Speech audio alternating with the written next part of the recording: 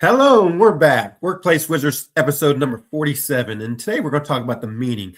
If you watched last episode, we talked about the why. And why do we, why do we do what we do? Why do we work in the place that we work? What's our reasoning? What's our why behind what we do? And today we want to go a little bit deeper in that. And we have our co-host, Mr. Gavin Wong. Good evening, Smalley. How are you? It's good morning over here. How do you know what time it is? Danvers time zones. It's actually the afternoon, Gavin. It's actually the afternoon. How are you doing, right, man? I was right then. Okay, no, I'm good, thanks. I'm a busy day. I've been traveling a lot and training, and it's been. But it's good to get and chat to you about. Well, let's talk about that, Gavin. Let's talk about that. You said you were doing some training today. What did you talk about? What was your topic? Because we're going to talk about what I'm doing. What are you talking about today?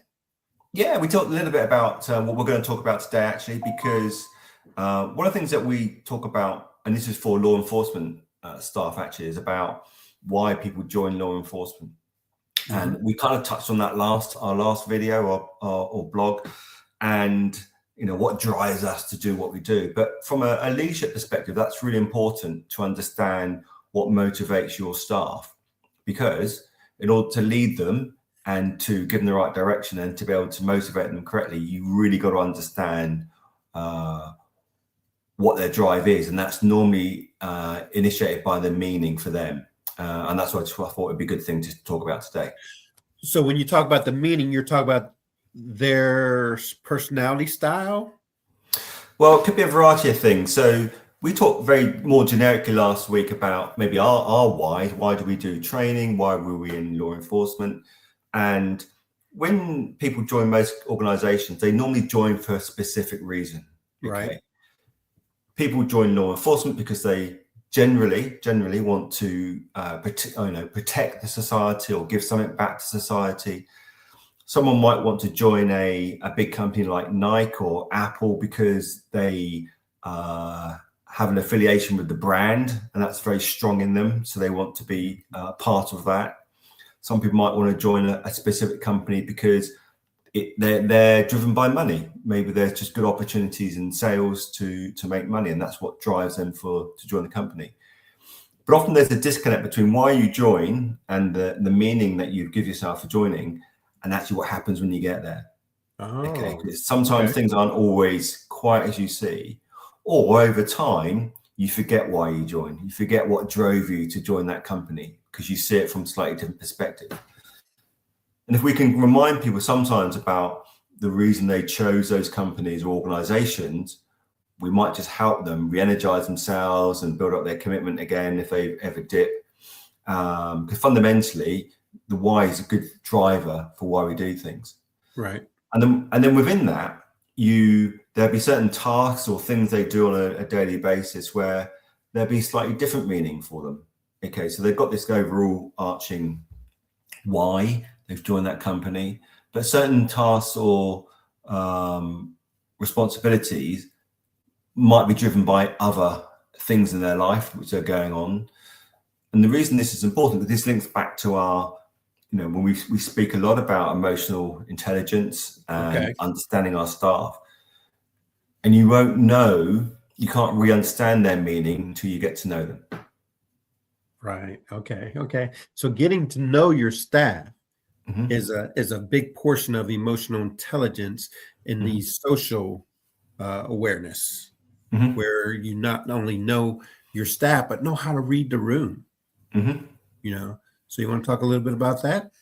Yeah, definitely reading the room. You mean in terms of, well, the way I look at that in terms of what we're talking about today is that, someone who works for you might be just lacking a little bit of motivation, or they're not quite themselves.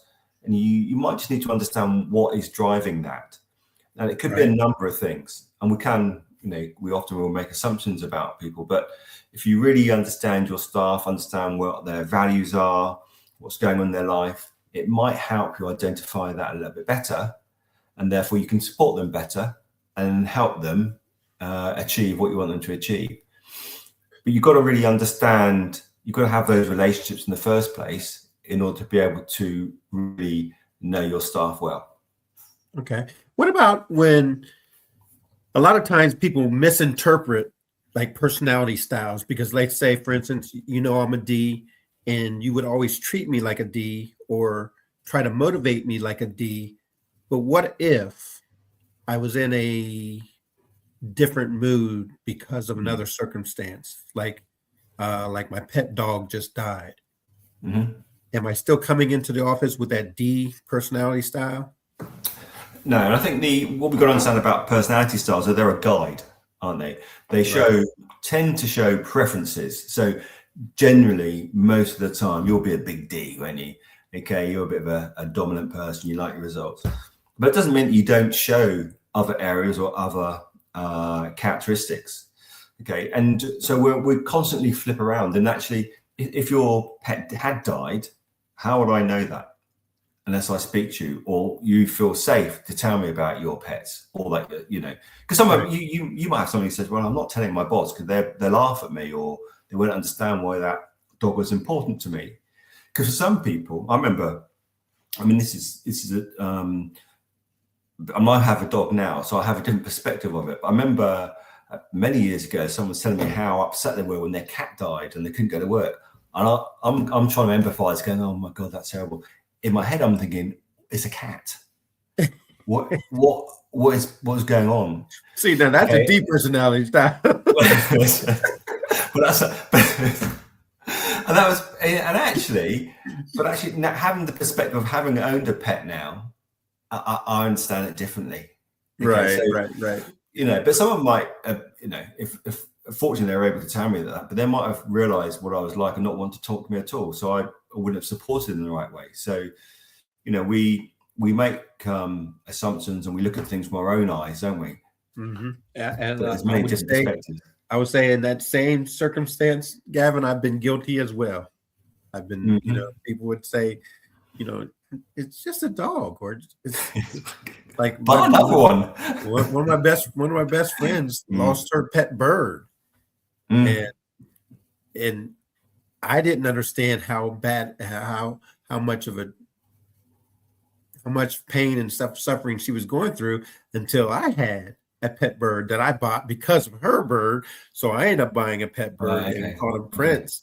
And when he passed, when Prince died, it was like, wow, that was, it was one of them talking ringnecks, Indian ringnecks. So it would talk to you, and it was just starting to talk when it died. And I was like, oh man.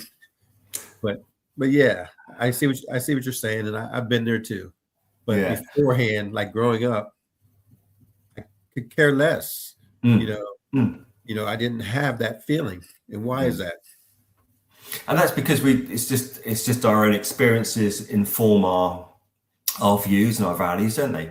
And if you haven't had an animal or a pet where you have that connection with, because they are, when you have animals, you do have a connection, don't you? An emotional connection. If you haven't experienced that, it's hard to understand what that might look like. And it's obviously different for different people. But it's a lot of things about, that's just an example about how we sometimes view staff and people that work for us, and if they don't necessarily act in the way or react how we do, do we automatically think they're wrong? Or do we think, well, okay, it's just a different perspective? Okay, because actually, if you want to create good innovation and open-mindedness in our staff, because that's how we ultimately problem solve, we want people to be coming up with different ideas, and they need that. It's all those different perspectives that we need to encourage. But if we're just going to close them off because they're not what we believe, then we're going to miss a trick ultimately in terms of being more effective. So, yeah. I want to touch back on something you said just a little bit earlier when you first started. You mentioned our experiences. Our lives right now are shaped totally by the experiences that we've had, the experiences that we've went through. And those are shaped and formed and molded us into the persons that we are. And our personality styles has a lot to do with that. And the reason why, like I said, the reason why I grew up not caring about somebody else's pets, or not seeing how much somebody's pets could mean to them, is because I never had a pet. Actually, we did have a dog, but it was never my dog. It was, it Okay. was a family dog. Matter of fact, I remember kicking it when it got in my way. I was mean to my dog. At least I wasn't like some people in our Congress who have shot their dogs. I didn't do that. Oh, God. I'm glad to clarify that bit. Well done. Yeah, I had to clarify there a little bit, but yeah, I remember I got mad at my dog and I kicked it, and then I also remember trying to kick it one time and it bit my ankle. So karma. That's karma. Yeah. But yeah, our experiences, Gavin, our life is basically a bunch of experiences that we've been through, and it's shaped us into that person we are today. And that's crucial because actually most of the decisions we make in life are gut feel, subconscious decisions. Okay, that's how the brain works. We make most of our decisions based on our experience and knowledge. Okay, and that's fine because most of the time you'll be right because that's what experience gives you, and the brain's just lazy, so it goes with what it knows works and makes you safe. But of course, there are times when it doesn't work, and that's a time where you've got to be able to challenge yourself and actually slow down your decision making. But all your experiences have so much impact on not just the way you behave, but the way you think, the way you make decisions. It's quite an interesting area of people, really, when you think about it. But sometimes it's hard to change because these things are so automatic, and that's where that self-awareness and the emotional intelligence comes into it. Because actually, the more powerful people, it's not about intelligence; it's about understanding yourself and constantly reflecting on what you do, so because you want to strive to be better. And also having that empathetic view where you can put yourself into the shoes of another person, to not just because, let's say, for instance, I never experienced it. However, I can just relate, or I can just say, okay, let me put myself in that shoes. I just lost something I really, really loved, and try to understand it from that point of view and not from my point of view. Yeah, I mean, that'd be really good if you could do that, to substitute something like that. But even just to accept that someone might have a different view to you or a different response is powerful in itself. Okay, I think so. Yeah, it's a lot of this stuff kind of it comes around, doesn't it? It's all linked in. Okay, but understanding why we do things, because that drives people. If you can ultimately, if you do something because you want to do it, you release loads of dopamine chemicals and that kind of stuff. That's like the happy stuff. If you're doing some things because you're forced to, it's cortisol. Okay, so that's more stress stuff. Okay, so ultimately, if you can do things because you like doing it, and that's because that hits your meaning, then you're going to be more effective. Okay.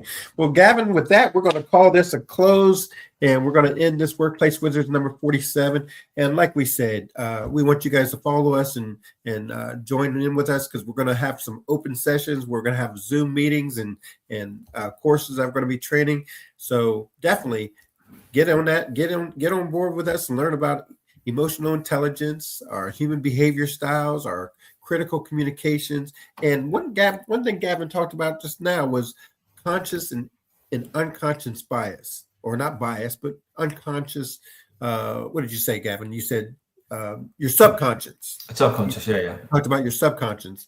And it's one of my favorite topics, is our unconscious implicit biases. How we have these certain things that spark in our head, and our subconscious mind just takes over and reacts without your conscious mind saying, wait a minute, let's take a step back and let's realize what's going on. So stick with us. We're going to delve into that a little bit more in the upcoming Workplace Wizards podcast episodes. So stick with us, and happy to see you there. And until then, we're saying goodbye. Cheerio. Cheerio. Cheerio. Goodbye.